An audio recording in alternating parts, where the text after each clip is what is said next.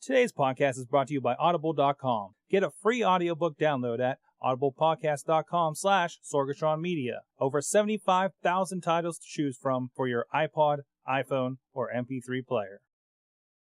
This is the Iron Sheik. You listen to the Mayhem Show. Iran, #1. Russia, #1. USA, top. Wrestling Mayhem Show. .com. It's the best day of the week. Today is the day that you have chosen to listen to the Wrestling Mayhem Show. This is DJLunchbox, putting it the fuck down for you. Let's fucking do this. Monday night, you know it must be raw. Leaders being a whore and not wearing a bra. Cena's damn belt still spinning around his waist. I can ship at a rhymes on what comes out of his face. Tuesday night and it's EC Dub. Michael Q Knoxville join the club. If he's sick of the shit, scream out boo boo. This ain't EC Dub and we can tell that too. Wednesday night, ROH on DVD, the best wrestling on the planet to the nth degree. Joe Damon's delirious, Daniel City, Kid McCarthy, Homicide, the Rottweilers, and Kenta Kobashi. Thursday night, TNA on Spike. Bruce is spoken so that. Ladies and gentlemen, welcome to the Wrestling Mayhem Show 240. Everybody decided to message me at the same time. Holy crap. We are, oh wow, we're back from the break. We had a little bit of a interesting predictive show for Hell in the Cell and everything. And we're going to get ready. We got lots of stuff to get into tonight. We got lots of TNA news. We got lots of WWE for the last week and a half. We're gonna be getting into it, guys. I think the fists are gonna be up on this one. But let's go. Let's go right through to the panel that has showed up so far. First of all, straight out of Texas, the Wrestle Fan, dude. Yes. I did not realize how close to the Gulf you were, dude. Until you're wow, really? What your Google latitude or something from your phone hit me up, and I'm like, wow, that is a coastal town. I did not realize that. But how you do? It's like right there. There's the ocean right over there. Okay, right there. Right. Wait, you can see my finger. Right there you go. Way. There you go. Just turn your computers the right way, and that makes sense, right? And of course, with him is Mad Mike, straight out of the Bronx, New York City, wearing the shades at night. I am full of flash, full of dash, full of hope, but not if you smoke dope. I'm dashing. Wow, fantastic. Don't do drugs, kids. Don't do drugs, kids. Up with that now. Actually, if you do drugs, you'll be the TNA champion. There you go, and we'll be talking about that for sure. And speaking of the angry side of that, DJLunchbox will be joining us shortly. He had a little bit of trouble with the Skype. He should be joining us momentarily. Anyways, Megasorg, interesting from the chat room. We got lots of people. We got people hopping in the chat room. Prince Magnus, Riz IUP, of course, is in there. Juggalo John, who joined us in the chat room for Awesome Cast before this. Hot Wheels, Mad Mike, of course, and the usual list of people. Hot Wheels, as always, is leading the way. As always, he's leading the way. Hey, Wheels, I'll see you Saturday night, sir. We'll do some more gold videos. That's not supposed to sound naughty like I think it just did. Anyways, if you're catching this on delayed on the iTunes and all that stuff, we do this live 8 p.m. Eastern Time, live.sorgatronmedia.com. We're on Ustream. But you can get to us there. Check us out over at WrestlingMayhemShow.com to get all your updates and blog posts and fancy Mayhem football updates. Also at at Mayhem Show on Twitter. Sorry about that. I'm sure I lost. I'm sure I lost. Wait, what else? Where's all the rest of my deals? At Mayhem Show on Twitter. You can also email us at WrestlingMayhemShow.com. It's dying. We need to bring Mayhem Missy back just to do it again. I don't have the girl voice. Not anymore. More the girl voice. Isn't puberty a bitch? And of course, call us up 412-206-WMS0. We got plenty of fan mail and voicemails and everything to get to here over the last 2 weeks. So we'll get right into that. I think we have someone knocking our Skype room door. Oh, jeez. Of course, please check out Mayhem Gold app on your iPhone where you can get the gold stuff where we're going crazy before. We have like 15 minutes of footage. I don't know what all's going to get in there from this episode, but please go check that out. Oh, that's interesting. And even if you don't have an iPhone, download the app anyway because it helps us out. Exactly. It goes into the mayhemness. You just got the numbers back from last month. There's still a lot of you guys downloading it. Thank you very much for the support, everybody that's listening to this or checking out the bonus stuff on the Mayhem Show app. Please remember those buttons are right in there for you to call us on the hotline, so you don't have to remember that number on your iPhone. And there is speculation of iPad and Android versions coming very soon, so we'll be keeping an eye out for that, and you'll be the first to know. All you guys out there. Well, of course, this works on the iPad. Also, Mayhem Wear. There's a couple new shirts up there. Let me get the details. There's also a sale going on through Spreadshirt. If you're interested in that, if you've been holding off for a bit, you can get 15% off ordering. It's for Halloween. So it's if you order black, white, or gray apparel, which I think all of our t-shirts are black, so it makes sense. Go over there. You can get 15% off, $30 or more. And we have a couple new shirts that we posted within the last week. Let me get these up here. Just remember which ones I posted. There's I am Real Wrestle Fan is up there. And that's a nice mustache. That's a little inside joke for the awesome cast if you're interested in that. So go check that out. WrestlingMayhemShow.com. We got the Mayhem wear. You can check out all the Mayhem wear, including logo shirts, do indie wrestlers, support indie wrestling, support Mayhem, stuff like that. Again, that we don't get anything from that. That is just please show your support literally on your sleeve with the Mayhem wear. So guys, let's also we're looking for guest hosts here and there, come in for the roundtable discussion. We're actually also thinking about letting other podcasters come in, a little bit of cross promotion. If you're interested or know somebody that should be thought of for that kind of guest host position, please hit us up at goodtimeswrestlingmayhemshow.com. Ideally somebody on Skype, with a good microphone and headphones, knows how to use that stuff. If you're pretty comfortable with that, hit us up. We'll work with you. And get a little bit of mix in there. Hot Wheels has been in here. Riz has been in here. We have had a little bit of variety going on. So it's kind of nice. Here's a note. I'm going to wait for LB to get back. And, let's get right into the fan mail, guys. Fan mail. Let's roll Which one do we want to tackle first? Well, we're starting oldest to newest, I think. It'll help us remember days gone by when we didn't have a show last Tuesday. So, this isn't right. This is from 2 days ago. Hold on. Something's not right here. Don't we have Burkhead? Is it Burkhead? Well, Burkhead's a new one. No, I think he sent one last week, too. Hold on. Maybe I don't have it pegged correctly. I have the old Burkhead one if you want me to do that. From September 28th? No, from October 5th, Sork. Okay, somebody read that, because apparently I lost it. God, I see it now. I see it now. Go. Do you want me to do it? Yeah, go ahead, Bad Mike. All right. Good evening, WMS peeps. Yes. Yes, average Mad Mike. Fuck you, sir. Fuck you. Yes, average Mad Mike.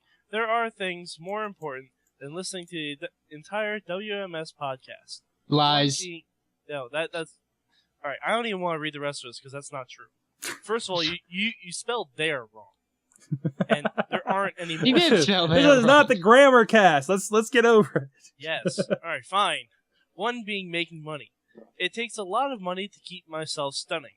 I doubt that. You and your back, rhymes. Yeah, seriously. Sit back and take notes because, well, all know being stunning is far better than being dashing. Now, WrestleFan, we know if I step foot in your homeland of Texicano, they would surrender to me in 60 seconds and crown me king. Because I'm stunning Sean, and that's how I roll.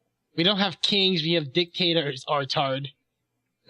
We don't have dictators either, moron. Anyway, so, Cena lost to Hell in a Cell and is a member of Nexus. Woo! My first thought was he would destroy them from within. 2 words. Raw open up with laying waste to Trevor and the GM order Cena. God. Are you trying to impersonate Juggalo Jamie? Is that what's going on here? All right. The Raw GM then orders Cena to follow Barrett, or he would be fired. The show ended with Barrett and Cena as the last two combatants in the Battle Royal, and Cena took the dive for Barrett. My question is this: how long do you see Cena being a member, and how will he cause Nexus to crumble from within? What? I can see Cena turning the A-lister himself against Barrett. Anyhow, they have found a way to keep the Nexus storyline going. Well, until next week, remember, dashing people may wear their sunglasses at night, but stunning ones leave with the dashing's girlfriends. Yeah, this is the disadvantage of not having a Mayhem show last week. I forgot I was super excited after Hell in the Cell. Because of the Cena thing. Yes. Damn, those John Cena fans got their comeuppance. Oh man, did they? Did they? Well, the most tremendous thing I thought, not so much this week, but last week when everybody was chanting, "Don't give up." I mean, that was pretty cool, actually. That's I really something. hope that wasn't piped in. I really hope it was. I started thinking about that when he didn't get that reaction this week so much, which I'm not sure. I don't think there was much of the chanting as far as that goes at the end there. I think it's more just cheering for him to, do something. But it's... Well, it is a hard chant to do for a WWE crowd. Yeah, they're not that smart. There you go. So automatically we go to that. Because they're composed of 5-year-olds. That's the thing. No, but yeah, Cena was crying at the end of Raw last week, and his tears transferred into my tears of joy. How is your God now? And show title. Wow. Yes. How is your God now? Wow. Oh, Waffle Boy. I have a unlimited smile on my face. Oh boy. Oh, Waffle Boy. But seriously though, it really is. It's an intriguing storyline. It's something feels different. It's not just your NWO thing. They're really kind of pushing the limits, and they're giving him a new kind of trial as the hero. Different? What's that? John Cena is the Superman that he used to be anymore. Exactly. He's not out there just tearing people apart and be like, I can do whatever I want to do. No, he has this, and he has a very real. It's one of the few times where there's a consequence to his actions. That instead of him just blowing over the competition this is without a doubt the most interested I've been in Cena ever. Yeah, exactly. He's a sad Cena. Cena's lost his smile. He lost his smile. After we finish the fan mail, I'm going to put a link in the chat room. Something I kind of figured out on my own. Okay. While I was watching Raw last night, and I want to know what you guys think of it. But I'll finish the chat. Okay, that's cool. I think we're going to get to a lot of our discussion during the course of these emails too. So we'll see, and we do have a couple of voicemails. But we'll roll right through it. Here's a little more kind of on the same thing. This one's from Pierre Kelly. Our only proclaimed by us French listener. But I think he's from Atlanta, which is, they have a French quarter down there, I'm sure. It's Frenchish, right? I mean, did they settle there? French restaurants. I think the French. Little known fact: the French definitely settled Atlanta, Georgia. There you go. To the I'm sorry. To the WMS Nation, I cannot believe why John Cena joined the Nexus at Hell in a Cell. Ever since Ricky Morton joined the York Foundation or Hulk Hogan joined the NWO. Ricky Morton in the York Foundation? Somebody, wow. Obscure reference. Is that something is that something Hutch from Bird's Eye View might know? No, Sorg. Trust me. That was big back in the day. That was big back in the day. Okay. That was big. I don't know. I have to tell that someone named Husky Harris did nail Cena in the head. And, Grant, this is from October 4th, guys. So I think it was before Raw last week. Did nail Cena in the head, and the pinfall was awarded to Barrett because I would have seen Cena win it with his special moves. But good luck to him being a new member of the Nexus. It makes me wonder why did he turn his back on the WWE Universe, and why is it that the fan favorites why it was the fan favorites downfall. Elsewhere, it was Kane versus Taker match in which Taker would take the belt with help from Paul Bearer, but the urn turned out to be a flashlight. Yeah. Did the WWE deserve this match? It seemed that the Phenom was helpless until the Big Red Machine chokeslammed him and kept the title to make Paul join him. This turned out to be a main event gone wrong. As for Hell in a Cell, it was pretty good nonetheless. I got to run everyone. Pierre K, aka Mr. Techwood Drive. Anyways, wow. I was actually listening to Between the Ropes from last week, today actually. And people really crapped on the Big Show, Undertaker, Kane Hell in a Cell. I can't say that I wasn't really into it, but I didn't think it was that bad. It's kind of what I expected from these two guys at this point. Well, it wasn't bad. I mean, just like the Randy Orton and Sheamus match wasn't bad. Mm-hmm. It's just the fact that I think people are just tired that, Hell in the Cell isn't what it's what it used to be. Yeah, they beat the crap out of each other. They went outside. They did this and that, and they didn't even. Kane and Taker went outside, but I mean. Yeah. I mean, it's one of those kind of how we're excited because Cena has a consequence to his actions, like we were just talking about. When you go into Hell in a Cell, the consequence of your actions is you get cut open. Okay? Yeah. Something bad happens to your body. You get thumped around, you get thrown around. I don't think people are very excited by the use of the steps these days, because apparently since we can't hit people with chairs as often, that's what we use now. But the thing is, if you watch the commercials of them building to Hell in the Cell, they built it like it was a big natural disaster, like it was the most destructive thing you've ever seen. Mm-hmm. And obviously it's not anymore. Yeah, definitely. I mean, they really subdued it between this and last year's show. The thing I was worried about with the Hell in the Cell, if they did start bleeding like Hardway, were they going to stop? Were they going to get in there and stop the match? No, Kane was bleeding, you guys. He was. Kane got cut open from the steps. Was he the one that was cut open on the bridge of the nose or something? I mean, I think I'm mixing it up with TNA. He got cut up on the back of the head. He did. Okay. And they didn't go in. Good night. But I think that's what Sorg said about, if they couldn't have done anything to stop it. They couldn't have been oh, we got to stop the match, raise the cell, let's get in there. Yeah, exactly. It kind of takes away from that. Did they stop during the Edge Swagger match when Swagger got his lip busted? No. I don't think so, no. It was just his lip. You're not going to suture up a lip like that. Yeah. I honestly think they've realized that if someone accidentally gets busted open, then they really need, they can't come in and fix it up anymore. Mm-hmm. Yeah. I understand them. I understand them. Go ahead. I was just going to say, the only reason they did it during the Cena match, the Iron Man one, was because it was only 10 minutes into the match. Yeah. And they were doing spots in the crowd. Mm-hmm. Mm. Yeah, good point. That's a really good point, yeah. But yeah, my thing is, I actually do respect the fact that WWE's keeping from doing, blading. Because, I mean, it's better for the wrestlers and it's, Yeah. Unfortunately, I think it's really kind of coming off the wrong way with the crowd, especially versus what we've seen the last 2 weeks for TNA. And... Yeah, which we'll get into a bit.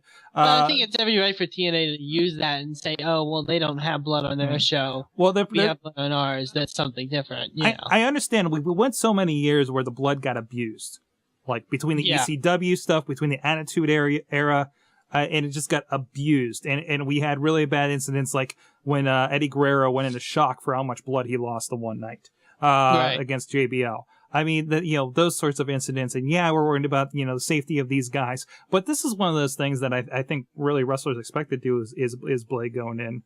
And when you do something when it's it's a cage match, what is running into a cage face first supposed to mean? The guy bleeds. We've been, I think another show I heard them arguing this is you were taught that steel cage was a cheese grater for your forehead. Okay? Yeah. And now it's not anymore all of a sudden? I mean, people were getting rammed in that all night, and there's not one drop, relatively not one drop of blood. I think blading's fine if it means something. Exactly. Well, that's. Like if it's a cage match, or even if it's I agree with you guys, but I have to say that WWE isn't as interested in keeping their old viewers around as they are getting new viewers and getting younger viewers. Mm-hmm. And True. they're trying to bring a whole new crowd in, and they're not paying attention to the people who have been bringing them to the game in the first place. Mm-hmm. But also, you have to remember, I think people are so bloodthirsty these days that, people are thinking, well, I see a lot of blood in UFC. I see a lot of blood in TNA. But you have to keep in mind that TNA, they tape like 3 shows within 3 days, and then the guys basically have 3 weeks off. Yeah. And UFC, Christ, one UFC fight, the guy may not fight again for 6 months. Half a year. Yeah, they have time to recover. Mm-hmm. WWE guys can't go bleeding every night. I'm pretty sure, aren't they on a tour to Mexico this week? Yeah. I think so. Which usually means that means they got done, Monday, Tuesday night with their tapings for the shows this week, and they're off to Mexico. That's it. They're going from some of those guys Seattle to Mexico, and they're going to be gone until they do the show next week. That's a whole week and a half on the road. So yeah, it is more to it.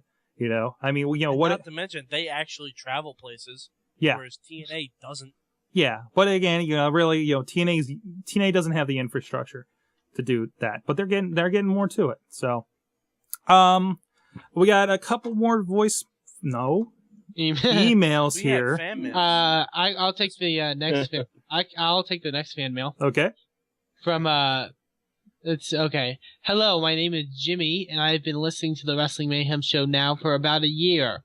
I have to say that this is the best darn podcast of all time. Thank y'all for giving us this podcast every week. I so look forward to it every Wednesday morning when I crank up my iTunes feed for some podcasts to listen to at work. Awesome. But enough of that. There are a couple of things I'd like to speak upon.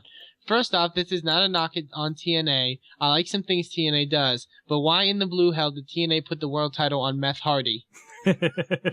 We need to call him that from now on. There's Hardy. Fat Hardy and Meth Hardy. Fat and Meth, the Hardy Boys.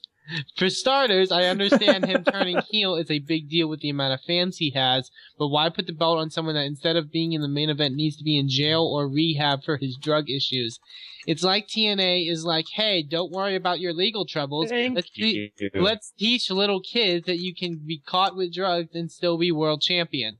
Yes, I know some past WWE stars have also been caught with drugs and then on to win world championships, but in the aftermath of the Chris Benoit, which by the way I don't condone what he did in his final hours, but he's still one of my favorite wrestlers of all time. Mm-hmm. I thought wrestling as a whole was going to crack down on all of that kind of stuff and punish the ones that didn't comply. But anyway, sorry to rant on that. I just wanted to get y'all's opinion on the subject. Before I go, though, just recently I discovered the awesomeness of Madman Pondo through YouTube. Oh, man. The match he had with Ian Rotten was just insanely crazy. As always, thanks again, Sorg, Dashing Mad Mike, WrestleFan, and the Super Pimp, DJ Lunchbox, for a great wrestling podcast. I haven't talked about Madman Pondo for a while on here, have I? I don't know if he's doing... He runs, I think, IWA East Coast? Help me out, so, guys. Yeah. I know we've seen it. I think that's the one that had Tracy Smothers versus the Guar guy in Loser Lee's Earth match. They have a lot of JCW Juggalo Championship Wrestling guys there. I had the fortune to attend a few seminars at the Gathering of the Juggalos a few years back with Madman Pondo with some interesting stories. So much influence that I named our dog Pondo, which I had to give to our in-laws. Yeah. Wow. They don't know the reference, but it's a cool name. Good. They probably just think you misheard 101 Dalmatians. That could be. And I share. Go ahead. I share the sentiments on Chris Benoit. I have the Chris Benoit Hard Knocks DVD, and I've been wanting to watch it again. To be completely honest, and it keeps coming up like you know, I got that SummerSlam anthology, the last volume, and the WrestleMania stuff, you know, with them on there, you know, and every time once in a while, like I come up to that, and it's like, all right, cool, you know, yeah, you know, you're like, oh, okay, No, Chris Benoit, but it's Chris Benoit, but he was such a great talent. But he's a great wrestler. He was. Sorg, I had to sit through the WrestleMania 20 main event match, the main event rematch at Backlash when it was in Edmonton. Oh boy! And Benoit's family was ringside. Oh God! God! That was the most uncomfortable I've ever been at work. That was the most uncomfortable I've ever been. Wow. Jeez. But yeah, going back to Meth Hardy. Yeah, Meth Hardy. Yeah, I agree with what he says about, you know, hey, you do drugs, but you could still be champion. Yeah, it was kind of... But I know they would never do this because it couldn't be done, but I would love for them to use his drug trials as part of the storyline. Like he gets the attitude of like, I can do drugs whenever I want, and I don't have to go to prison. That'd be a good angle, though. Did you just turn him into Cartman from the Maury Povich show on South Park? Whatever, I do what I want. Side note, I be TNA champion. I swan time into a pile of coke. Do you guys remember when RVD got pulled over for pot? Just for pot. Him and Sabu got pulled over for pot. He was both the WWE and heavyweight champion at the same time, and that very next day, bam, he had both of those titles off, and he was off TV for a while. Yeah, well, he was. Well, he had WWE and ECW title. He only had him a few weeks. Yeah, he got he got beat on Raw for one. He got beat on ECW for the next one, the other one the next night, and he was gone. He was just gone. They're like, wow, that was a bad week for that guy. And that was the death of ECW because that's the difference between WWE and TNA. So TNA's like, whatever, we'll bribe a judge. Oh yeah. That at least doesn't have money to bribe a judge. They just gave $100,000 to a guy who's retiring. and they gave $15,000 to a prostitute. Oh, we're not gonna get into that. What? We'll discuss it later. Okay, that's for the news feed later. Okay, we'll get into that. And somebody actually I think brings something up. Hey, wait, I know what you're talking about, and yeah, we will talk about that. All right, another one from more recent one from Sean Burkhead. Wait, is that right? Am I accurate in that? Yes, I think I am. Yes. Oh God, sorry about that, guys. It's greetings, WMS peeps. It's I, the stunning one himself. TNA Live Impact was nothing special. Mickey James' return to TNA was a fail. Not her fault. I did enjoy her promo. What's that? No, I thought it was pretty good. Yeah, I didn't think there was anything wrong with the women's stuff at all, to be honest. Except that she didn't know who the champion was, but whatever. Well, let's be honest. The question is, why use her in that position? I wasn't feeling Bond for Glory after this Impact. As far as using her in that, I think they just signed her up, and since they already had the title match going, but why? TNA could have just added her to the match. They could have, but there's no precedence for it. Hey, this is them actually using a little bit of logic and not just throwing somebody into a title match because they're a name from another company.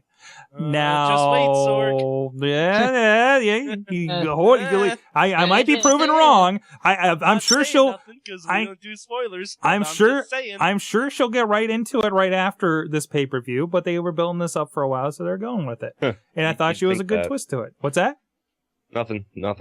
So on the best show of the week, Friday Night SmackDown. This was a well put together show. They built their main event by recap all the interactions Rey and Del Rio had over the past weeks, and the match delivered. We also had a solid match by Edge and Jack Swagger. If TNA wanted to rip ideas off, I suggest they steal from SmackDown. Okay. WrestleFan, you were saying about how you really enjoyed that show, and I enjoyed a lot of it too.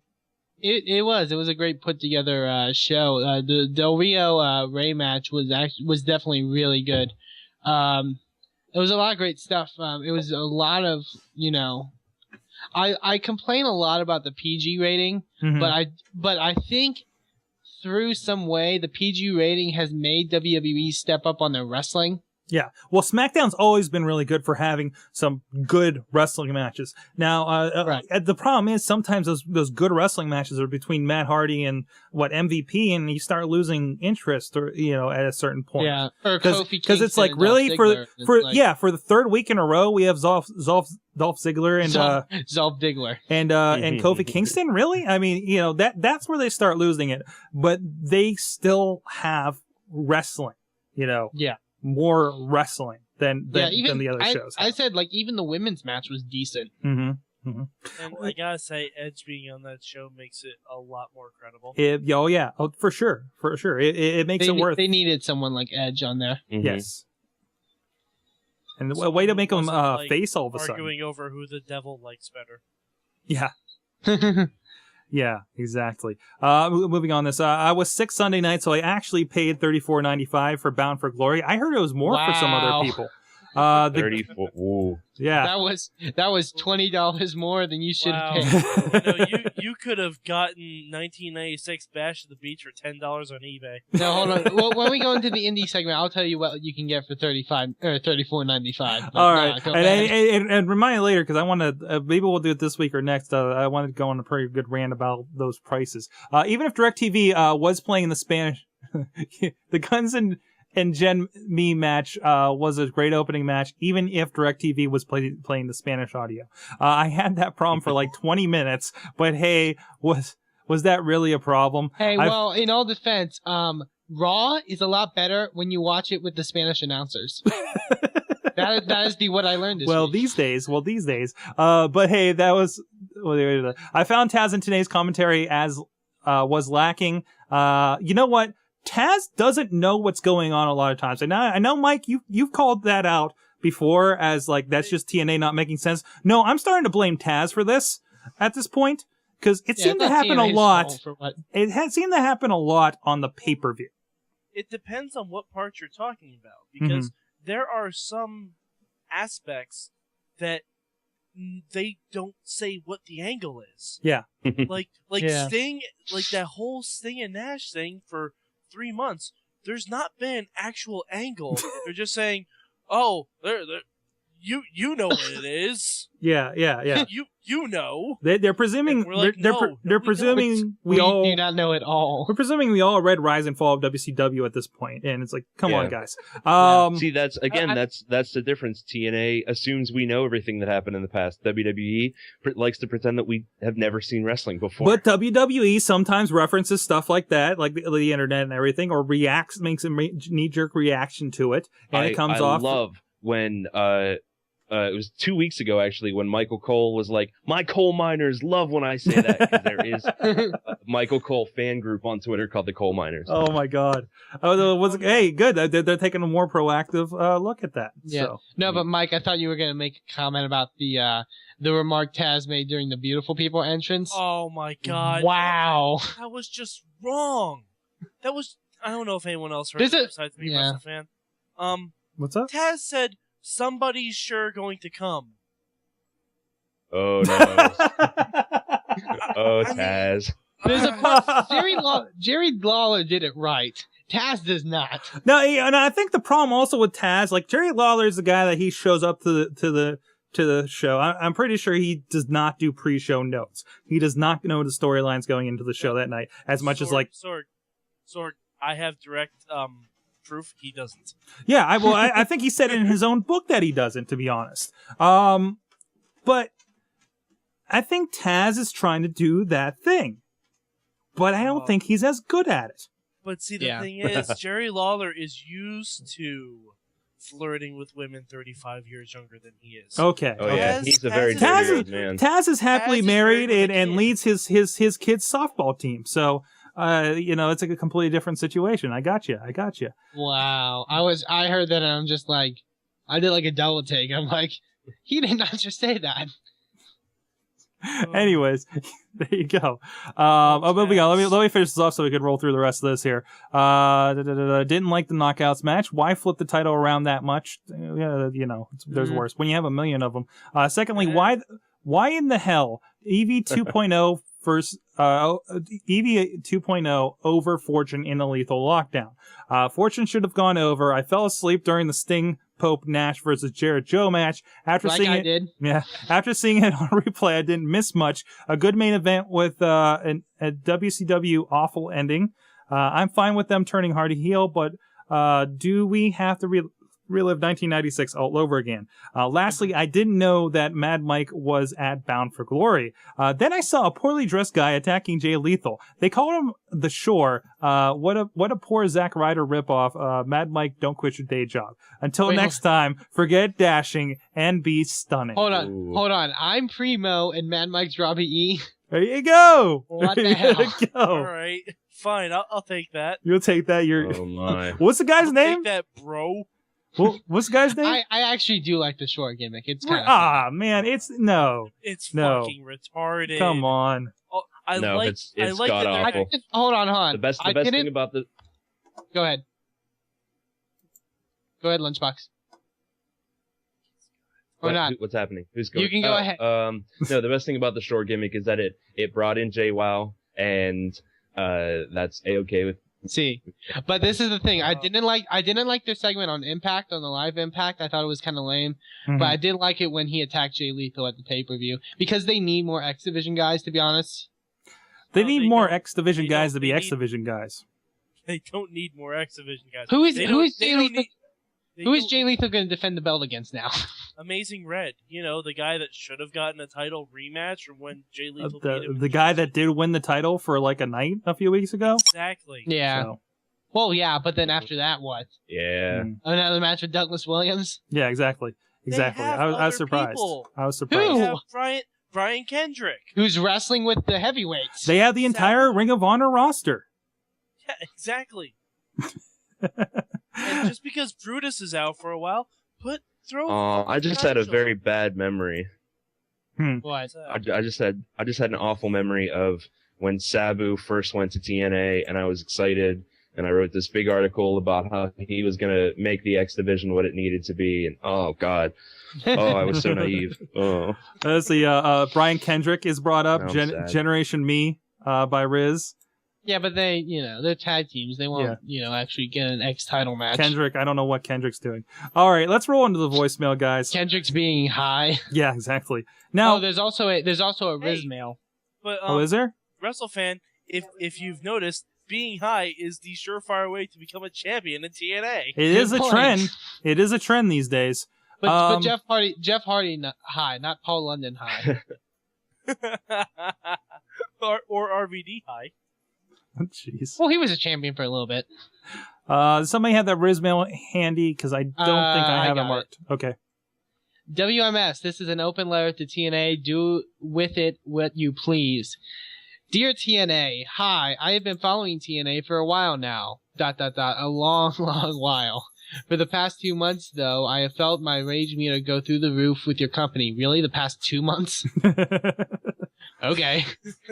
As of late, you've managed to take a main event to determine who the #1 contender is for the world title match, having a tournament to determine the main event for Bound for Glory, turning the one-on-one match to a triple threat match. Then you have Abyss saying that at 10-10-10, someone is coming to TNA to change it, to change TNA, and doing so attack Jeff Hardy, your new TNA champion, but we will get to that later. So 2 months of promotion have come down to this. Who's going to be the TNA World Champion? Who's they? What will they unveil? And honestly, how would TNA fuck this up? And boy, did they ever. They wound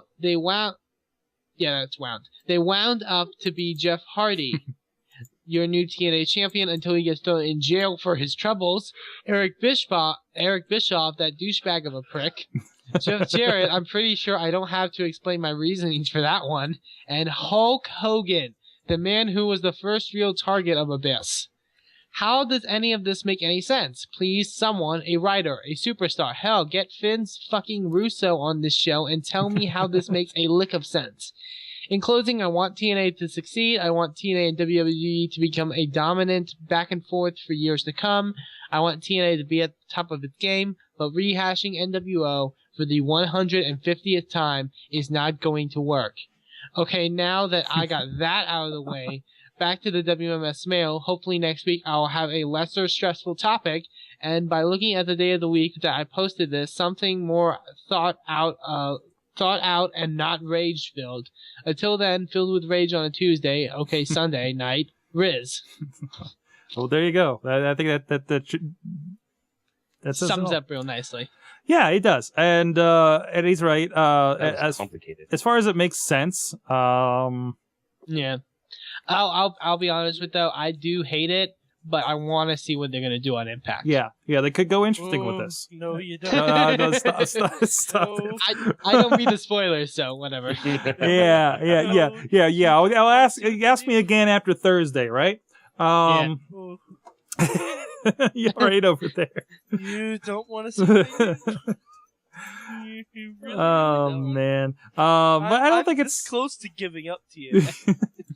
well, you can't for your journalistic integrity, okay? All right, but it's the we news. have to watch it. It's the news. Oh, you are sweet required to Jesus. at least know what's going on, okay? I can tell you exactly what's going on. I saw WCW in 2000.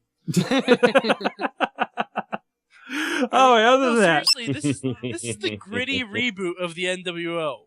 the It's gritty the gritty reboot. reboot with the old grizzled veteran who walks out from the hospital and says, "You know what, brother? We're getting the band back together, brother. And Scott Hall's in rehab, so we gotta get another drug addict, brother." Oh, I just We got- remembered. I know, Jeff Hardy, brother. God, I just remembered NWO 2000 that lasted like 2 months. God damn There you it. go. There you go. And guess who else is in that? JEFF JARRE That's double J. But hey, it is changed. It is changed because now it's Dixie Carter versus Hulk Hogan's group. Oh, yay. Yeah, it's a change. God. It's a change. It's You can't discount that. It wasn't all bad though. We'll get into more of that. I thought a lot of the rest of the pay-per-view was good. But again, not worth $35, $40, $60, $50 if you got HD, depending on where you're I at. saw it for But- free. And I felt jeez, ripped man. off. I want my time back. Real quick, we do have some voicemails here I want to address, including LB. You left the voicemail, right? Yes, sir. Okay, I just want to make sure you're aware of it. I don't remember what it was though. Let me play. Remember what it was. Let me play some excerpts from this. Maybe you can just. This has nothing to do with wrestling. I just want to make that clear. Let me. Oh wait, let's see. Disclaimer. Really? Get on the back. On the back, riding all around my bike, helmet. Are you singing backwards? That breaks down in the MC front a lot. You have no idea, do you? Oh my god. Oh no, he's frozen like that. APB, MC I don't front a remember lot, that. dangerous, not guns. What? Wow. I think I felt listening to this for the first time. And he just goes away for a while. I haven't done this in a while. That's a month.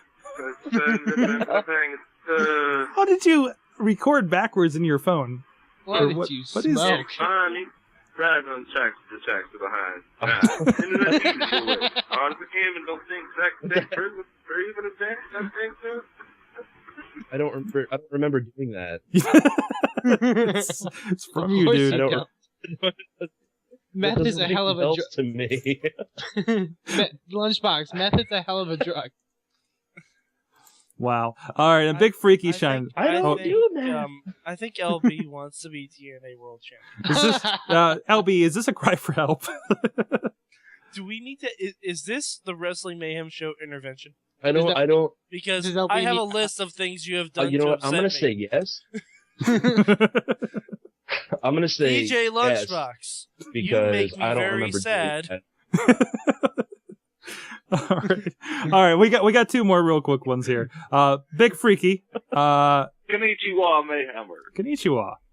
this is a long-lost friend of yours, and I thought, it's time I do something for the show. That guy. I think I saw him on a DVD recently. Since it went over so well the first time, I was thinking I'd give you a few more picks of what I think the WWE should release on DVD. Now, first of all, just from a business perspective, if they really are trying to gear up and go after, other markets and grow their audience again, I think, a no-brainer is a Brock Lesnar compilation. I mean, they put one out in 2003, but now that he's an MMA guy and he's so big there, I think you gear it, every aspect of it, towards drawing in that market. Mm-hmm. Because let's face it, if it has Brock Lesnar's face on it, and, you put it next to a UFC DVD, people are going to buy it. And he goes on from there a little bit. But I think he's completely right. They did do a Rock DVD just recently, within the past year, and he hasn't been there 4 years, but he's in all the movies. And he's in that DVD section of Walmart right next to his movies, basically. To be fair, though, they have a lot more footage of The Rock than they do of Brock Lesnar. That is true. Brock Lesnar did have a DVD come out called Here Comes the Pain. He did. So even if they do a re-release. It'd be really difficult to come out with a new DVD that isn't basically just a rehash of the old DVD. But that's where I think they can do a re-release. I think that's fine. They've done it before. They've re-released. Yeah, they re-released they re-released the Eddie Guerrero DVD after he died. So I don't think that was more the Mick Foley DVD. I actually have 2 copies. One with the extra disc of matches that they re-released, added the extra bonus material. I think they could even do that with that. Now Freaky goes on and says about them adding some of his early stuff. They could. What if they added some old Minnesota Wrecking Crew from OVW stuff? That's a good point. What if they could? Freaky says, what about getting some of his amateur stuff? Now I don't know how the rights work with that. I think you really have to work with the NCAA. And I don't know how that would work. But seriously, as far as capitalizing on Brock as a face, I think it would be a really good angle for them. Now, then there's the whole, do we acknowledge UFC and in what aspect? I think that's your problem. And I think that's why they won't do it. But on paper, I think it's a really good idea. If they didn't have some kind of weird strategy. This DVD selection, I agree a little bit less with. Okay, my other pick for a DVD, I just think they should put out. I'd like to see it, and ultimately be a test to see whether the guy's over or not. Daniel Bryan, whether you call it Daniel Bryan Next or whatever, and there are so many ways you could go with it. You could do the documentary type thing about his journey. I think it'd probably do him good, and I think the fans would want to see Shawn Michaels talking about this young, skinny kid showing up at his camp in Texas from Washington State. And he goes on a little bit more from that. What? I see what he's trying to get at. Yes, he's done a lot. If you could actually do something where WWE is like, hey, ROH, can we do something? Or maybe when he went... Wasn't there a thing when he got let go about... him they could use footage from indie events. He was going places where he would be allowed to use the footage later. Yeah. They also have if they wanted to get footage, there was also a DVD out, Wrestling Road Diaries, that Danielson was in. Yeah. Well, it wasn't that was something Colt Cabana was doing, right? Yeah. I don't know if I heard about that. Like that or anything, but it's like I think the thing is that would be a great DVD, but Daniel Bryan needs to be there a bit longer. Yeah. As far as his accomplishment and his journey, let's be honest, in WWE's eyes, he has not gotten anywhere yet. He's really just showed up on the map as far as they're concerned. So he's got to go a lot further. If you're calling it a Daniel Bryan DVD, Daniel Bryan hasn't done shit. Yeah, exactly. Bryan Danielson has done a whole lot. Daniel Bryan's been around for less than a year. Right. Yep. So there you go. But hey, Freaky, thanks a lot. I think there's some pretty cool ideas. Hey, spark some conversation there, man. But please, guys, 412-206-WMS0. Drop your ideas. You got any DVD ideas, or you want a Best of Mayhem DVD, maybe? So real quick, I know you got a little bit of news. Sell like hotcakes. Oh, I'm sure it would. WrestleFan, I think you got a few things for the Indie Minute. I do have a few things for the Indie Minute. And talking about DVDs, Sorgatron, do you like DVDs? I do, WrestleFan.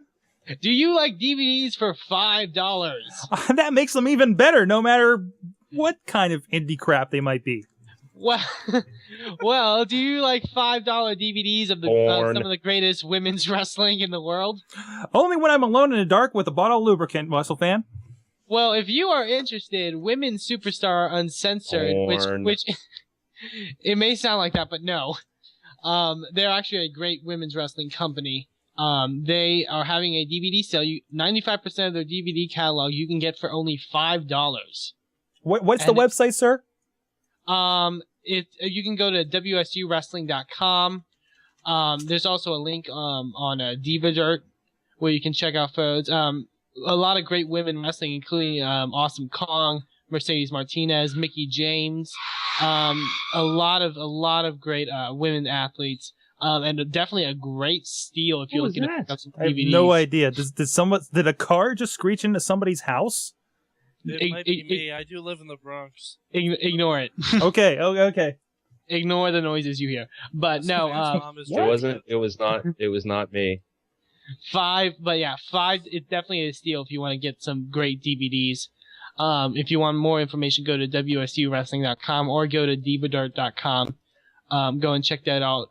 Also, congratulations. Definitely go out to at least a friend of the Mayhemers of the show. He hasn't been on the show, but Claudio Castagnoli won the PWG World Championship this, I believe, last weekend. It's very big for him. This is his first major singles championship since coming from Switzerland, obviously. So this was definitely a big moment for him in his career. Definitely well deserved for Claudio.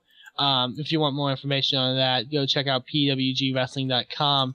And speaking of Claudio Castagnoli, he also works for Ring of Honor. He's one half of the Ring of Honor Tag Team Champions.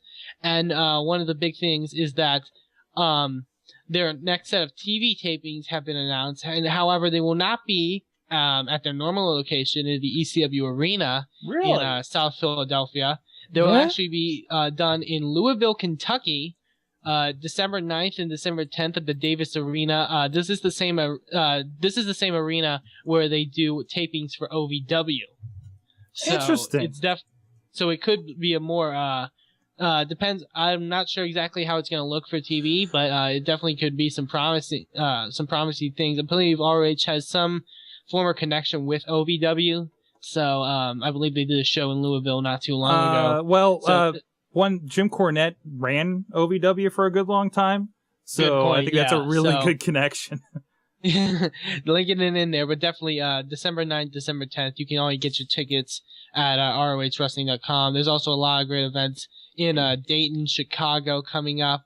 It was announced that the world's greatest tag team, Shelton Benjamin and Charlie Haas, who made their debuts at Glory by Honor on their pay-per-view. There will be making more Ring of Honor appearances, which is great for them. Hopefully, getting back into the indie scene.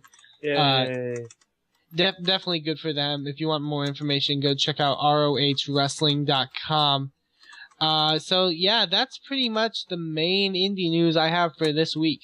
All right, sounds good, man. That'll be interesting because I think that ROH show kind of suffers from the same venue-itis like TNA does. And they could use a nice change. Now, from what I've seen, I've got one of those before they were Superstars DVDs from old OVW stuff. That's why I know what the Minnesota Wrecking Crew was. Shelton Benjamin and Brock Lesnar, for those who don't know. It seems like it was a really small place, if I recall. So, but with lighting and everything. Actually, from what I think, it's not the same arena that you're thinking of. Oh, okay. Because I think because Lesnar and Benjamin were there in like 2001. I'm talking. Okay. It's the arena that they do OVW in now. Oh, I didn't know they're still running. I know they're not developmental, of course. No, they're still running, but they just don't have any connection with WWE. Okay. Well, on that note, if there's no other indie news, guys? I believe not. All right. I don't believe so. Fantastic. Oh, actually, I put something in the Delicious. I mean, it's kind of about indie because it's about AAA. Oh, that's right. Yeah, I did see this real quick. It's a Lucha Libre AAA video game, correct? Yes. Which is pretty cool. We've heard a little bit about this before. Oh, we got the video I've going. heard good things about this. Now, here it is. Early November. Early November. Well, let's take a real quick look at this. It's over on YouTube here. Oh, this is mostly CG stuff, it looks like. Do you know if there's any gameplay in this? That's not even CG. I've seen gameplay videos. Let me see if I can bring one up. Yeah, this looks like mostly a promo thing. You like they have a. There we go. There's a little bit of gameplay footage. They got the 6-sided ring going on there. Do they have just the 6-sided? Yeah. Okay. Did they have a 4 or 6-sided when you were there, WrestleFan? The ring was 4-sided. It was 4-sided. I think it depends on the venue. I know they kind of play up in storylines that the American guy pulls for the 4-sided ring because it won that wacky foreigner advantage. So and actually attached to this at the end, Mad Mike, there is a lot of gameplay footage. So you guys can check that out. Fantastic. Well, on that note, guys, we'll be right back. We have a lot of discussion to get into already running along. A lot of it came from the great fan mails this week, guys. It really got a lot stirring, I think. But we'll get right back. Here's a little preview of what you can expect this week on WMS Gold. We'll be right back. Your mom? That's not your mom. Nor is it WrestleFan's mom. No. I'm surprised on both counts. I just said that. Is your cat secretly Jeff Hardy? I'm trying to get a shot of him. He's like, no, He thinks there's meth in there.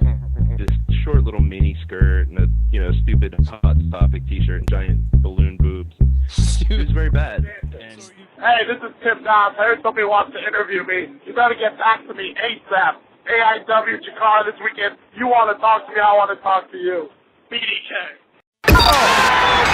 Ladies and gentlemen, introducing the one, the only. It's the men of the Wrestling Mayhem Show at WrestlingMayhemShow.com.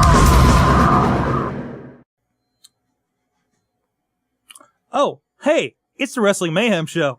I'm Sorg here. We're still rocking. The guys are here. But real quick, we didn't talk about our sponsor. Backblaze.com. What's that? So what's up?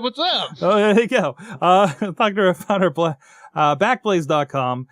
They back us up. They keep us safe here at the Wrestling Mayhem Show. So we don't lose our materials, our backups, all of our shows here. It keeps it safe. So we don't lose the mayhem, ladies and gentlemen. We practice safe podcasting. We practice safe podcasting and safe backup. Just over on the Awesome Cast, Rob De La Creta, the co-host over there with me, he had a scare when we had a lightning storm here in the Pittsburgh area last night. He's got a Drobo. Now, if you don't know what a Drobo is, it's this giant array of hard drives that clones the hard drives in case one fails, but it's all right there in his apartment. And he heard the crackling in his speakers before the lightning struck just mere yards from his abode, and that could very well have struck his house and fried that Drobo of all of his fantastic photography. And I don't know what's going on the other line in my ear. What is happening back? Oh, you're stilled, so I have no idea. Well, jeez. Feel like how lightning is hitting DJLunchbox right now to make those weird noises. So please go check it. It's only $5 a month. We back up a lot of stuff on there. It's a really great deal. Really cool blog to talk about how they do it so cheaply, and how you can make the boxes they make at home too. It's pretty cool. But go check that out. We got links over there on WrestlingMayhemShow.com, SorgatronMedia.com. Please click that if you want to go check it out and support the Mayhem Show. We really appreciate it, guys. And something to help you out. I use it myself. I hope DJ Lunchbox has signed up to it by now. Invisible DJ Lunchbox. But he's dead. So, whoa. He just went away. There's a problem with this call. Thank you, Skype. He didn't back One his company we're not going to endorse here on the Wrestling Mayhem Show is Skype, because this keeps happening. Because Skype sucks. But one thing we are going to endorse is stuff like this. No, that's the wrong button again. What is this, Mad Mike? That is the Nexus symbol combined with John Cena's new Team 3D looking symbol. Okay. And that is the Team 3D symbol. And I was watching Raw last night, and between Raw last night and TNA on Sunday, I've been reminded a lot of the New World Order.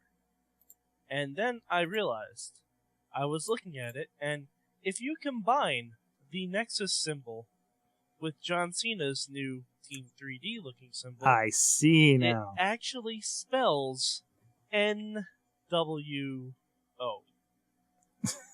And I don't know why, but I think if Cena if this was really the start of Cena's heel turn, that is totally a way to do it. He is the Hulk. He's the Hulk Hogan of this generation. He is. He absolutely is. And him forsaking all the fans, like, let's just say for argument's sake that Cena stays in Nexus until WrestleMania. I don't think it'll happen. Mm-hmm. Mind you, I don't think any of this will happen. Okay. But while they're in that speculation, if Cena were to stay in there so long and kind of get used to the idea, and then start doing things on his own, like heelish things, like breaking the leg of Mark Henry or something to that effect, or battle rapping R-Truth, because let's face it, he needs it, or something to that effect, and he just starts doing things that Barrett approves of, but without actually getting the say-so. Cena could eventually take over Nexus. And since he said he wanted to rid the WWE of the Nexus, and he's a man of his word, he'd rename it the NWO. Wow. Now, I'm with you on that. But then, look, I still go with the idea that we could still write in that Cena is behind the whole thing. I think the seeds are still there. If you want to go back that far. Oh, they totally are. And it makes about as much sense because there's been battles between him beating up Nexus guys and everything. It makes as much sense as, well, Abyss fought Jeff Hardy and beat him up, and now they're buddies on a team. It didn't always have to make sense for those curveballs to happen, and that's kind of what made them more curveballs. I think that's how they get played. Well, if you think about it, Cena is directly responsible for getting rid of 2 members of Nexus. Mm-hmm. And now, Michael McGillicuddy and Husky Harris show up. Yeah. It's a little convenient that as soon as Cena joins the group, they're kind of cutting the fat of the group and bringing in... It's evolving. It's becoming a very NWO thing as far as that goes. It's not as stale as doing the NWO again. They're using the concepts that made early NWO good, as far as that goes, with this little twist. Because I don't remember anybody joining a group like this beyond their will, which is interesting. Yeah. So the only thing I remember is when Marlena was forced to be with Brian Pillman for a month. That's the only thing I can recall just thinking about it quickly. And that was a good angle because Marlena was very scared the whole time. Yeah, yeah. Which, I don't know. The manager thing, I don't know if that's really a comparison point there. But, nobody on the level of John Cena, well, of course, for sure. Sure. So, and I think that's why we're so interested in it. So, but yeah, I think this is going to go on for a while. The R-Truth promo last night was really interesting, and it's overshadowing, it is foreshadowing something. I'm not entirely sure what just yet. Sure. Did we just see a heel turn? We're wait, did R-Truth just tell you to quit? Or tell you to do what you're supposed to do, which would be run with Nexus? So weird. Well, to be fair, if Cena quit the WWE, couldn't he just be rehired? Or there's something that he quits and there's some loophole. I like that they expressly said, oh, you're going to get fired. not get fired and go over to SmackDown. You're fired, which I'm really glad they because that's happened how many times. Yeah. And that comes, oh, you're fired, or like, all right, see you Friday. So, jeez, and there's a little dissension in the ranks too, which makes it a little interesting, with Ortunga and everything. So, so, I'm interested. It's. And a lot of people were worried about what would happen with Nexus, because a lot of these guys aren't ready for prime time. A lot of them have been really protected by being in a group, not being on the mic, just being a force of numbers. A dumb force of numbers, basically. So, right. and you can see them trimming that out, little by little here. So, and they're kind of the obvious guys. I think Husky Harris works so well with that group. Yes. I think both him and McGillicuddy / Henning will be a really good boost for that, and actually add a little bit of depth to that group. Because really, Husky Harris is like the replacement for Skip Sheffield while he's out. Yeah. Because really, with a little more talent, come on, guys. But really, I think the only guy that really sticks out, is Gabriel. To be honest, I mean, he's the guy they've really put literally on a pedestal. To take people out. He's already wrestled like John Cena and Randy Orton and all that, so. Yeah, and he's the guy. Because he's flashy. Yeah. He's that high spot guy. It's better than just a clothesline from hell that the other people were doing. But even though he screwed up his finisher a couple times. Yeah, but that's a tough one. You really can't expect that thing to go off 100%. You know what I mean? Dude, that was Orton. That was Orton? Yeah. That was Orton. I think Orton was actually supposed to roll out of the way. When I saw that happen, of course, last night, those that didn't see Raw, he caught him with his foot or something as Orton rolled away, right? No, he hit the 450 pretty much, but he just hit it on his back. On his shoulder. On his shoulder. But he wasn't supposed to. Yeah. I think that was Orton's fault. Orton was supposed to roll out of the way quicker, because let's face it, once Gabriel jumps off, he can't change anything. It's up to the other guy at that point. But I was gonna say, because he did that, and he also messed it up on SmackDown on the Big Show when he double kneed him. It's and I was really worried after I saw that he hit him like that. I was really worried that we're going to have a Mr. Anderson Kennedy situation where it's like, hey, guess who got let go this week?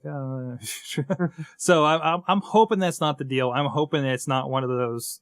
Randy Orton's that guy. I'm surprised Anderson hasn't been injured yet. At all. Hey, yeah. Just wait, it's coming. It's coming. I'm probably going to jinx it right now. Yeah. There's actually a point in the chat room here where I think Magnus is saying McGillicuddy's only getting a chance because his dad was Mr. Perfect. Yeah, how many second, third generation guys are in there? And yeah, they're all going to get a chance, but they're not going to stick around unless they prove themselves. You know what? This is actually kind of a cool segue. I was watching last night on WWE 24/7. Mm-hmm. They have the Wrestling Roundtable. And last night was actually about wrestling families. And Jim Ross said that it was a true story that the only reason he hired Randy Orton was because his last name was Orton. Well, you gotta think, are there guys that are second, third generation guys that did not work out so well? Because we have, we have a lot of good examples of guys that are working. I mean, Randy Orton is 10 times more talented. Okay, wait, Flair family, sorry. Well, no, Sorg. You got guys like David Sammartino, who was abysmal. You have people like Lacey Von Erich. Yeah. Hey, she's a nice lady. No, dude, half of Von Erich sucked. Yeah. I'm sorry. No, they were only popular. I'm sorry. CCW. Riz said in the chat room, Sim Snuka. Sim Snuka wasn't too bad. Well, now his daughter is in there. But don't tell Paul London that. But yeah, I mean, but then you got guys. The reason a lot of these guys get chances is because one, guys like Mr. Perfect and Bob Orton did so much for WWE, WWF over the years, so of course they're going to get a little bit of foot in the door. But so many of them worked out. How many of the Hart family have had great opportunities in in WWE, you know? How many, there's a whole foundation of them, right? How many, no, they have a dynasty. Exactly. D.H. Smith and even Tyson Kidd are in there, you know, because of the Hart family, even though one's not related. You had a point there, Mike?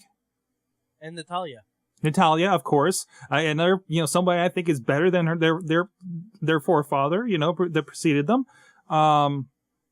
Or father. Wrestling business is also completely different than when their parents grew up. Like, if Randy Orton, because Randy Orton honestly is the closest thing to an old time wrestler that we have, because he does do a lot of wrestles and stuff like that. Yes. And he's very much similar to his dad's style. And you got a guy like Tyson Kidd who just likes to jump off anything. Yeah. Yeah, and he's not flashy. I mean, he's got a really good character, really good expression to him, to the fact where I think he's barely been on the mic in the last 2 months since he's been champion. But I also remember they're talking about McGillicuddy, you know, being a Henning. Don't forget, Husky Harris is a Rotunda. Yeah, IRS, Erwin R. Shyster, Mike Rotunda, or Michael Wall Street. You know. Don't forget Jesse of Jesse and Festus fame was, what's his name? He was the son of Wikipedia. I'm actually not aware of this. I didn't know Jesse was. Oh yeah, Jesse was he was the son of someone else. Terry Bam Bam Gordy. Oh really? Bam Bam Gordy. I'm not familiar with him. Terry Gordy, he was a guy in I believe he was in ECW for a while, and he was also a member of the Freebirds. Oh, okay, that makes sense. Michael Hayes. Okay. Is involved in there. Doc Hendricks for you late 90s Fed fans. Oh, Doc Hendricks. Grandmaster Sexy? Grandmaster Sexy? Yeah, Terry Gordy also teamed with Dr. Death to form the Miracle Violence connection. Awesome. Oh, yeah, Guerrero family. I think one of the Guerreros actually worked for old WWF. As far as that goes, and they're a wrestling family. Those guys came through WCW and everything too, so they're kind of proven as far as that goes. So, oh wow, I just got an update from DJ Lunchbox via phone, old timey text message. His internet is actually out. Thank you, Comcast. Go fuck yourself. Oh no! Did you hear that Comcast won the some award that showed how shitty they were? But it was. I was actually considering, they have a great, I was actually, you know, in my looking at what I'm going to do with my cable when I'm done with this contract with Fios, I actually considered their base package, but it's like, even if it's cheaper, man. Don't even consider Comcast ever. It's Comcast. I mean, I just want the most basic of television, just enough that I can watch USA. But it's like, and I looked at their prices, it's like, they'll rate me after 6 months, and I know it. You know, hey, well, if you're looking up for cable, the most insane thing is that you get in these contracts. Okay, you sign up for a contract for your phone. Don't sign up for a contract for your fucking cable. Okay, it's a bad. It's why would they do that? You know, well, because there's so much competition. I have two cable providers and 2 satellites I can choose from. So there you go, and the internet. But anyways, I digress. And the internet. Breathe. All right. Comcast equals TNA for Sorg. Exactly. I don't want to get more into TNA until we get LB on. I'm going to work on something here. See. Let's talk about the bragging rights team for Raw and how fucking retarded it is. It really is. Yeah, I don't know. I think it's too early to talk bragging rights. We don't know the SmackDown team. Sorg, it's in 2 weeks. It's in 2 weeks. Well, I think we got plenty of other stuff to talk about. Next week? I don't know. Well, I'm just saying, we can talk about most of the Raw team. Yeah. Yeah. Like why Santino Marella is on the Raw team. It's random. I think they're going to de-emphasize it. It's going to be a more broad representation than their big stars, because they have a whole... Remember, this year they don't have a 60-minute Iron Man match, 60-man, to fill half the pay-per-view with. They actually have to fill it in with other matches. They can't waste most of their roster on one match. Most of their top roster. Also doing a 7-man team instead. 7-man, yeah, which would make it interesting. Well, they didn't do 5 last year. They didn't? I thought they did like 7 or 8. Yeah, no, maybe like 6, 5 or 6. I thought. I'll look it up. I'm pretty sure it was 7. Because I'm wondering if this anonymous Raw GM really wants the best and brightest on his team because he wants the bragging rights trophy back, why doesn't he put his champion on the team? Yeah. That doesn't seem to. Well, make sense. I guess the champion needs to be in. I don't think champion's going to be on either team. No, the champion's not going to be on either team because they're going to be involved in championships. Yeah, exactly. Well, I don't know. The commercial shows Big Show talking about Kane. Yeah. I'm just saying, Sword. Well, yeah, also, there's been commercials that already aired in the local market they're talking about Taker versus Kane in a Buried Alive match. Yeah, it was 7 guys last year. Okay. Why don't we remember that? We were here for that. Yeah, you were there. I was there, man. Yeah, I wasn't there. It was a little more. I remember it was a little more than a clusterfuck. A little more. And it was the Big Show turning on him, which is really ironic since he's the captain this year. It was D-Generation X, Big Show, Cody Rhodes, Jack Swagger, Kofi Kingston, and Mark Henry against Chris Jericho, Kane, R-Truth, Matt Hardy, Finlay, and the Hart Dynasty. Well, there you go. There you go. Hold on, let me. Oh, and we have a new Raw superstar. CM Punk. I didn't notice his new tattoo. Yeah, his tattoo's kind of shitty. No, it's not. He's probably still working on it. It looks like he has hair on his chest. He had hair on his chest. He has no hair on his chest anymore. Now he replaced it with a tattoo that looks like hair. It doesn't look like hair. I think it looks like hair. Get an HD TV, WrestleFan. I honestly do need an HD TV because actually, I'm gonna side tangent here. Go for it. I usually watch Raw from my computer because my TV's like right over there. I was watching. It wasn't this week, but it was last week when Johnny Knoxville was on.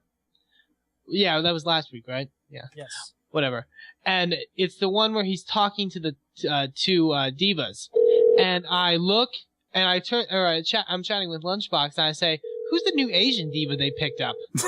and he goes, "That's Gail Kim." I'm like, "It's not fucking Gail Kim." And it's like, "No, it's Gail Kim." I'm like, "Holy shit, that's Gail Kim." Doesn't she look a little bit different there? But it doesn't look like her anymore. She looks like more of a whore.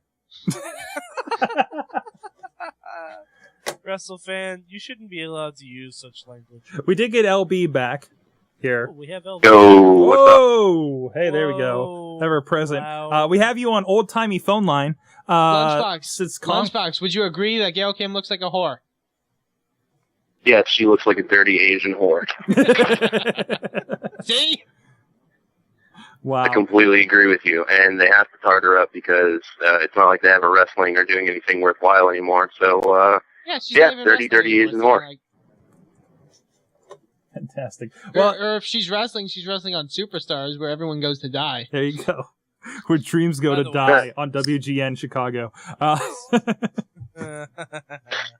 Anyways, while we got you on, before we lose you technologically again, LB, I want to get in. You had a statement you've been working on about the whole Jeff Hardy situation.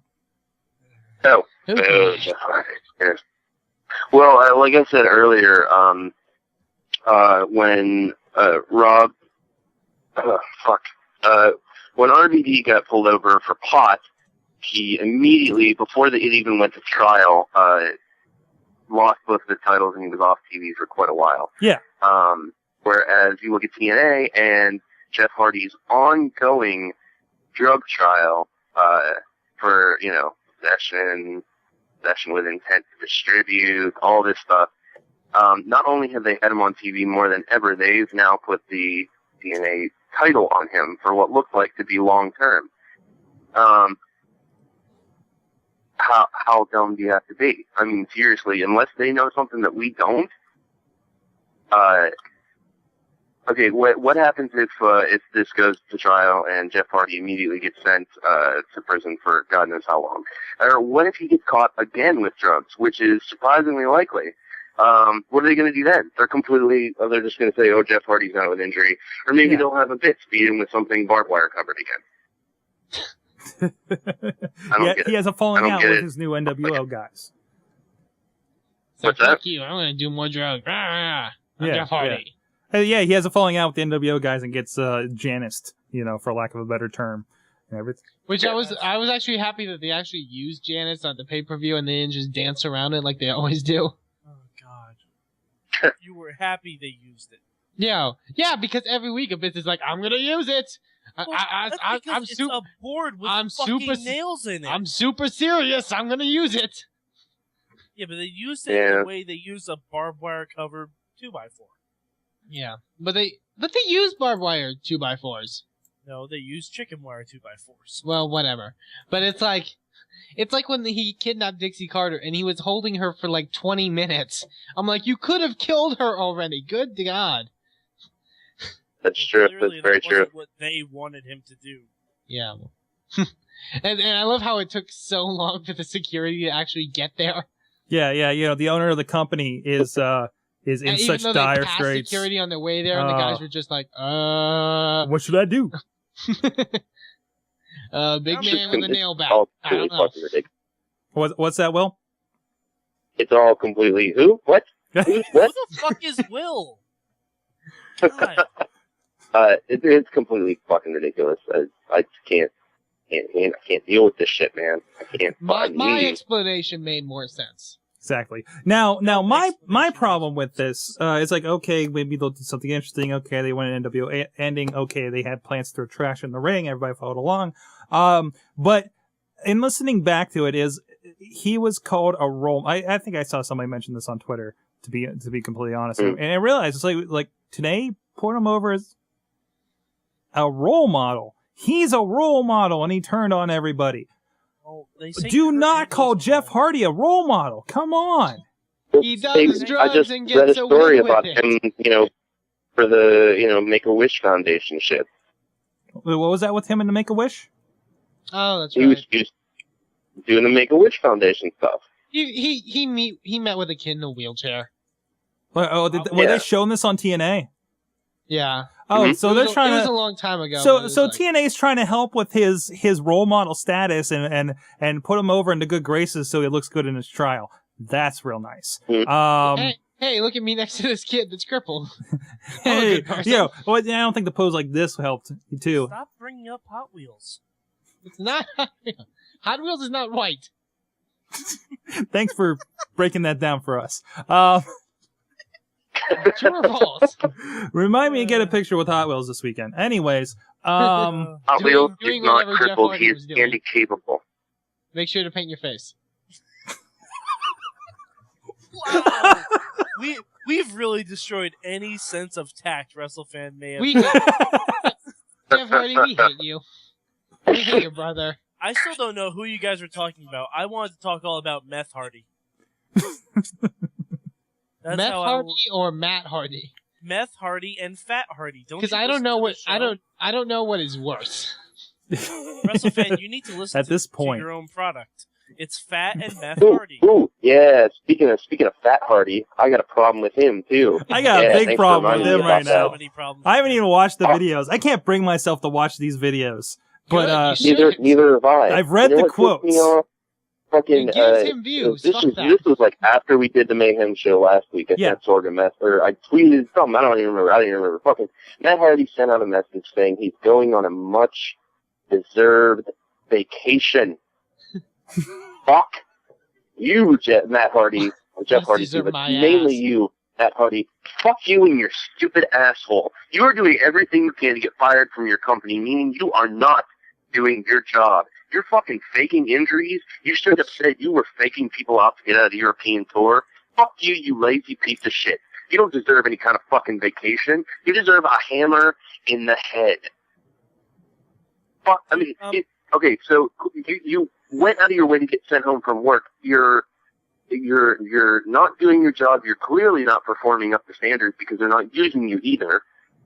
Fuck you all over the place, Matt Hardy. And now you're opening up a wrestling school? Oh, God. Seriously. That would be great. Yeah, they're reopening the Omega Wrestling School or wherever the fuck that is. Fuck Matt Hardy. Fuck Jeff Hardy. Fuck both Learn of them. how to stand behind your more successful brother. Yeah. Fuck both of them. And fuck their stupid father who shot his wad and fucking should have kept it in his pants. The best part of the Hardy Boys ran down his leg. Oh man! Wow! Wow! Oh man! Yeah. Matt Hardy, do you realize what kind of country we're living in today? Do you know how many people are motherfucking unemployed? And you have to go around prancing about that you're faking injury, that you're getting a well-earned vacation. When WWE pays you, when WWE pays you thousands of dollars for not doing anything. Fuck you. In fact, you know what? Yeah. I'm going to make a petition that not only do I get to switch salaries with you because I'm currently doing more work for your company than you are, but I'm going to make a petition that we don't fire you ever and just keep you off TV. Well, that's been the fair. We've talked about your that. Natural life. We've talked about the that. The very day that Meth Hardy goes to prison, that's when you get released. And you know what? It'll be unconditional. No 90-day clause. You can go to TNA the next night. Hell, you can fly down to Florida right fucking now if you want and just wait. Like, hey Jeff, I know you're the champion and all, but can you please go to jail so that TNA will hire me? And then you can go on TNA and realize what a goddamn failure you are. Because as bad as TNA is, there are dozens, and I mean dozens of guys there who are A, more talented than you are, more successful than you are, and more popular than you are. So you can take your 3.5 thousand Twitter followers, you can take them all, you can throw them in a bag, you can shove them up Matthew's ass, whoever the fuck that is, and then you can go jump off a cliff and die and land on your brother's new trailer and have it blow up again with his dog. Whoa! Sorg, I think you have a YouTube project coming up in the next What? when the Mayhem show ends. What? You know what? What YouTube project? Oh man! Oh man! We should give him a few Hardy moments. knows nothing about. Wow. No, yeah. That felt good. That We hate felt you, really Todd. good. Fuck you, Fat Hardy. Fuck you, Meth Hardy. You know what Hardy I want to see succeed? Baby Hardy. Wait, where is his contract? I forgot about that count. Baby Hardy. I forgot about how I was following him. He's been quiet Baby lately. Hardy brand on Twitter. He's been quiet lately. That's for sure. Wow. Because all the meth. Magus, I hope so. I fucking hope You know, so. Wait, you know what I know? Wait, Mike, what are you referencing there? There's a comment in the chat room. My coworker, Prince Magus, said, "Thanks, Mike. You've just solidified in the fates that Matt Hardy will be at the office tomorrow." Matt Hardy, actually, you know what? You know what? Matt Hardy's all over the internet. Sunglasses off, Sorg. So he recognizes you. I'm being serious. super I'm not serious. being dashing. You know what? In fact, the ring's coming off. God. This is real Oh talk. shit. Matt Hardy, come to work. Actually show up to your own fucking office tomorrow. Get your pink I swear slip. to God. I will run you over with my car. Okay, alright, metaphorically. Whoa. But I will tear you to shreds with No, not my metaphorically. I swear to God, Matt Hardy, show up to work tomorrow, because I will give you a piece of my mind, and you will not like it. In fact, you may just cry like someone else stole your girlfriend. Again. Oh wow! Oh, by the way, Punk dumped Lita. But Oh, what I I don't forgot they were going understand, out. now, I hope there is somebody responsible in the Hardy family, whether it be their father or, their mother or something along those lines, because honestly, I mean, it's clear that Jeff is not going to be any kind of responsible father whatsoever, and I severely doubt that Beth is going to be any better. So, with him going to jail on drug charges and her probably, well, one, she'll have no source of income because, her meal ticket is going to be in prison, and two, she clearly has no job of her own. Why does she get to keep the baby? Woo. Wow. Ooh, that's good. I don't think we know enough about that situation. I'm on the phone with Child Services in North Carolina. Jeez. Yeah, we'll see how that goes. Send it to the mother. Send it to the father. Send it to Vince fucking McMahon. He'll do a better job of raising it than the Hardys and their trailers will. Wow. Send it to Brad Pitt and Angelina Jolie. They love kids. They don't have nearly enough. Wow. So anyway, about Bound for Glory. Bound for Glory was a really fine pay-per-view otherwise. Although it wasn't. No, come on. It was good by TNA. Okay, let's go back. Okay, our expectations are big. They're pay-per-views. They're fucking $50 these days. Okay, who is paying this? Who is in there other than the one guy that wrote in that was sick on a Sunday night? But who regularly pays the $40 to $50 every month for these shows? Sorg, we all pay. We all pay. No, I'm not talking emotionally, okay? I'm who's actually putting down the money for these? Because I know nobody here goes that route, okay? Whatever your methods are, legal or otherwise, or going down to the Fox and Hound or Permane Brothers or Hooters or whatever, you're not paying that money. And we've had this discussion on Twitter the last few days. 6 Degrees PGH, I think is her full name off the top of my head. She's talking about how her husband, they alternate him and friends get them at their shows and they all chip in and everything. I remember doing that. I remember it always being a real pain in the ass. Okay. Unfortunately, in my case, for instance, my friends are these guys right here that would come to a pay-per-view. One's in Texas, one's in the Bronx, and the other one's 40 minutes away across town. We're not getting together once, twice, 3 times a month for a pay-per-view on Sunday nights. You know what I mean? Plus, LB has church. So there you go. That's true. I mean, I do like to talk with this. What's that? I do like to talk with Jesus. He does. Legit, But, who's doing this? I can't do it, I wouldn't mind doing it, to watch all these shows in glorious HD, but it's not happening, It's even getting to the point where I don't think it's worth dropping $5 in whatever I pay for an overpriced sandwich at Fox and Hound. So, is the pay-per-view business in trouble, you think? Yes. Yeah, they're raising in this economy. They're raising prices for things like HD and for their basic package. That's exactly. Stupid. And WWE's numbers are on a downward slope. Something's got to change. Because it's going to keep going down. Because they're not being UFC at their own game because they're changing the game. But Sorg, you can't compare it to UFC. Yeah. You can't compare it to UFC because UFC is a sport. Mm-hmm. UFC is an actual sport. Yeah, It's not like you can go to a UFC pay-per-view and say, "Oh, well, I think Cain Velasquez is going to be." But the point is, it's the same audience. It's not the same audience. It's not the same audience. Not with WWE anyway. WWE is not marketing to people who watch UFC. Case, Daniel Bryan will be the world champion. Who do you perceive the audiences are between the two? Little kids. WWE is marketing to little kids, and whatever older fans it can retain, they're fine with. I don't think it's. You know what? If they bring in new fans, those are the ones that are going to turn into people like us.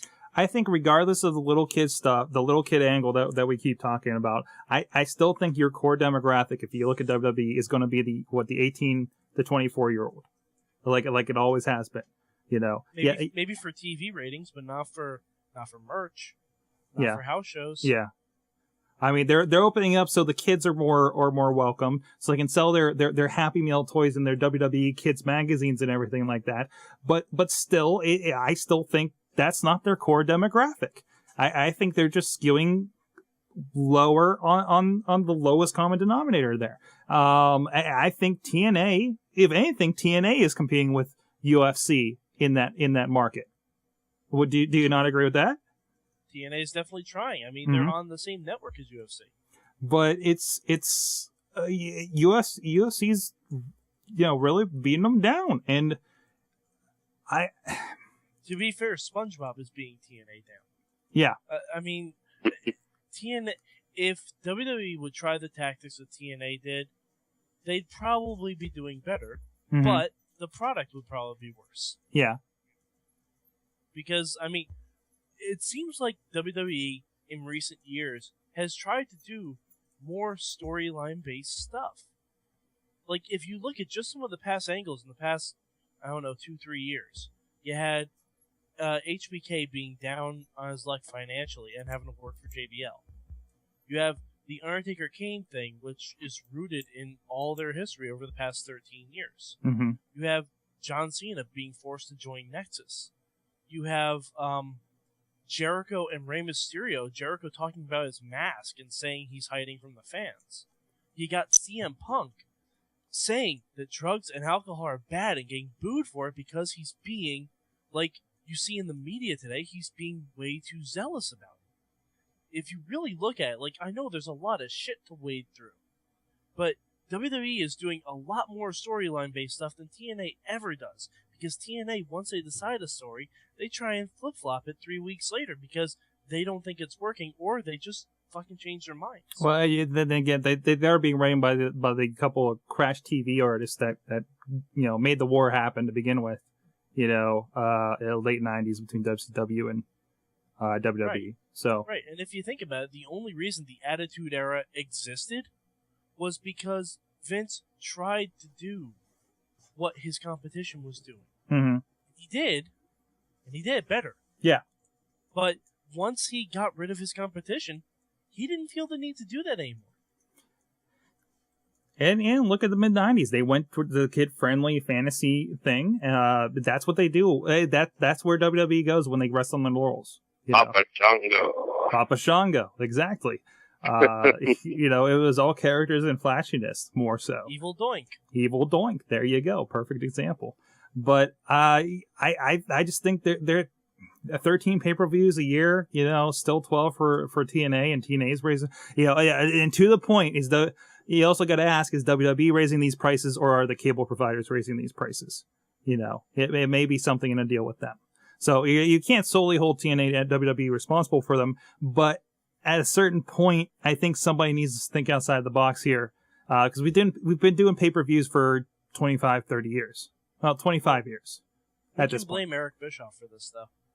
That's true. It was that game that turn of the century game to get up to 12 pay-per-views on both companies that have gone to this, but we've done nothing different, and I think it's getting stale. So, and I think it'd be worthwhile looking to see if the UFC pay-per-views and even boxing pay-per-views have stayed the same price, or if they've gone up in the past year or two. Yeah. I don't know where we would look that up. I mean, we know because we follow the wrestling and we've seen the stories and we've seen the prices and the numbers and everything. I think they've gone up the same way, that just for HD and stuff like that, because for HD it's more expensive feeds. It's and it depends on your provider. Some of them really gouge you. It could be $5 more. It could be 15 to 20, depending on where you're getting it from. I think DirecTV, from what I hear, might be a big problem with that. It was really weird when I ordered WrestleMania on Fios this year, or maybe actually it might have been DirecTV. One of the last few years, it was a really weird setup, and it seemed like I think I ended up paying like $65 for WrestleMania HD. Actually, I think we might have even that was for SD, I think, because we got screwed up there. But yeah, it's too ridiculous, and who has the money for it? Anyways, at that point, we really got to get out of here. I got another interview coming up here for a music show. We're running a little late here, guys. We've gone really long. Really, holy crap, guys. Great conversation. Thanks a lot for all this. So, really get into it. What's that? We didn't even really get into what actually happened at No, there's more of the I'm looking through. I'm trying to see if there's anything on. I had a lot of news pegged out, but it was all boring compared to what we talked about. These are gonna be discussions that are gonna keep going throughout the next few weeks, I'm sure, as we see what develops with all these storylines we've been following and everything. There'll be things to discuss. Stay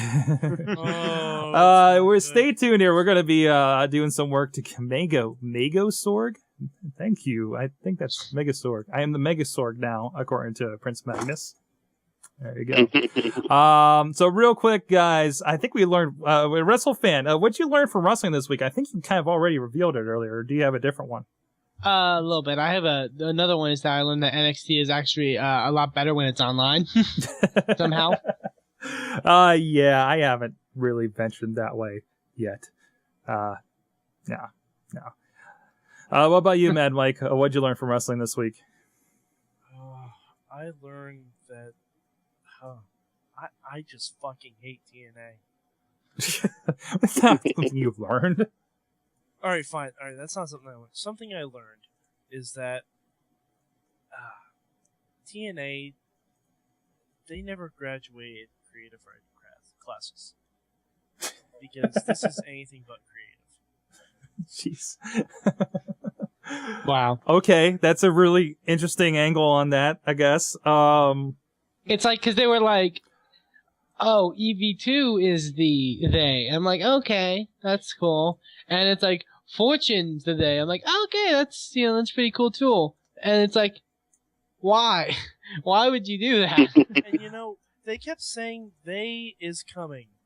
They was already there. Yeah, nobody showed up. That's improper English. And then they had everyone running out like it's the fucking series finale of a sitcom. Like, and here's Abyss. And then we find out Jeff Jarrett and TNA rolling out. Then we find out TNA just got I'm canceled. like, Jesus Christ, where's did someone say the secret word? Because that makes the shit drop down.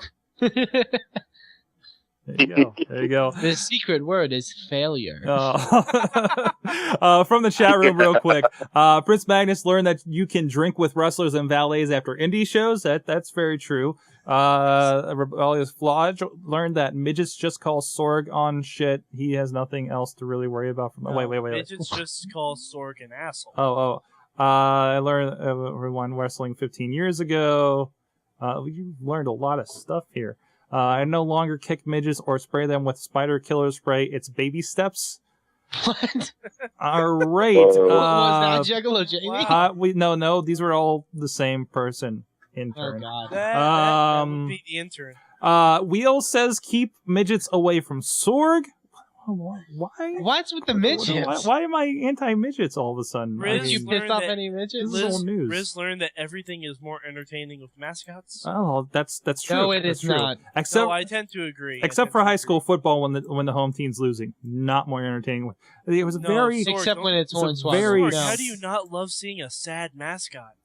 I saw a sad mascot. Sad mascots are the greatest things of all time. The sad mascot I saw a few weeks ago, I think he was supposed to be a ram or something. He's so depressing. And I couldn't handle it, man. A sad ram mascot? I need to see it. It was ridiculous. And I was at a school that their team is, it's not really a mascot, but it's a bridge. They're the Bridgers. What? I don't think they have it a mascot. And then another one, I think they were, was Butler's like the Golden Tornadoes or something? And it's a giant tornado! I tried to get a picture of this for the vidcast. It didn't work out too well. But yeah, anyways. LB, what'd you learn from wrestling this week? I learned a couple things. One, I learned that I could finally articulate the difference between go away heat and feel heat. Okay. And the difference, they aren't booing because they don't like you. They're booing because they don't like you. I think you hit the nail on the head. Yeah. And the other thing I learned was Hulk Hogan and Bischoff have finally, I think they've hit their lowest point because, at least in my opinion, because I just don't care what they do anymore. I didn't get angry when I found out that it was those two. I didn't get upset. I didn't get interested. I didn't get anything. No emotional response, whatever. They can do whatever they want. I no longer give a fuck. There you go. I also learned... You didn't watch it to begin with. Good point. I also learned that Naomi is wagging her finger at Michael Cole. Oh. Magnus also learned... There'll be one last thing. Sorry. I also learned that after her departure from NXT, Jamie Keys has been released from her developmental. Oh, that sucks. No. That sounded so weird. From Magnus in the chat.